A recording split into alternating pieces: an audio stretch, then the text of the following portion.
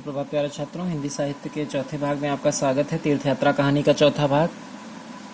कहानी बहुत ही रोचक मोड़ पे है, जहाँ पर लाजवंती का पुत्र हेमराज अस्वस्थ है और वह उसकी कुशलता के लिए मान मनौती करती है देवी देवताओं से कि अगर उसका पुत्र ठीक हो जाए तो वह तीर्थ यात्रा करेगी। आगे देखते हैं।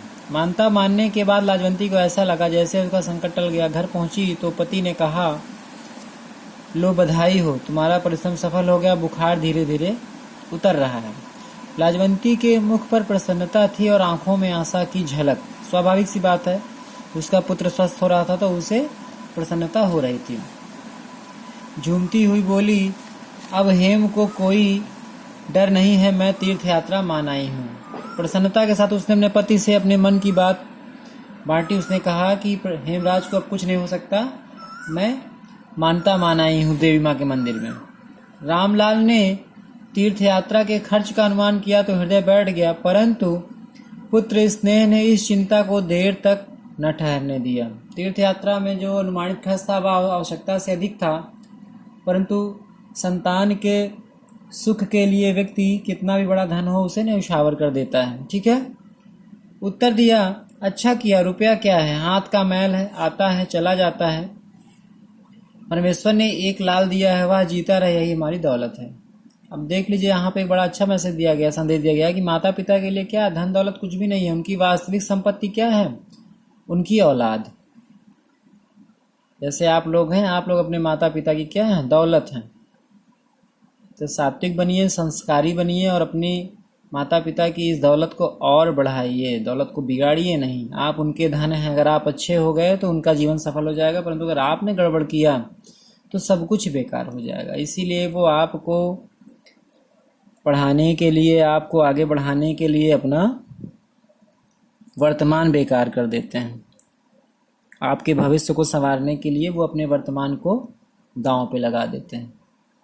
आपके भले के लिए उनसे जो कुछ बन पड़ता है वो सब कुछ करते हैं। तो आप लोग ही उनकी वास्तविक दौलत हैं। और इस संदेश को अच्छी तरह से समझिए और कोई भी ऐसा कार्य मत करिए जिससे आपके माता पिता को हानि हो या दुख पहुँचे। आगे देखें। प्रभात हुआ तो हेम का बुखार उतर गया था। लाजवंती के मुखमंडल से प्रसन्नता टपक रही थी। वैद्य जी ने आकर देखा तो प्रसन्नता से बोले, अब कोई चिंता नहीं, तुम्हारा बच्चा बच गया। लाजवंती ने हेम की कमजोर देह पर हाथ फेरते हुए कहा, क्या से क्या हो गया। अर्थात बुखार की वजह से हेमराज काफ़ी कमजोर हो गया था।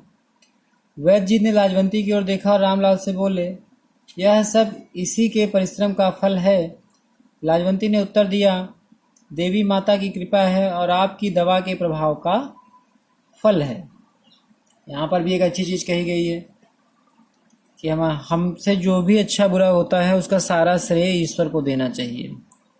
ऐसा नहीं करना चाहिए कि अगर अच्छा करें तो वाहवाही के लिए हम उसका श्रेय ले लें और बुरा करें तो उसका सारा श्रेय ईश्वर को दे दें।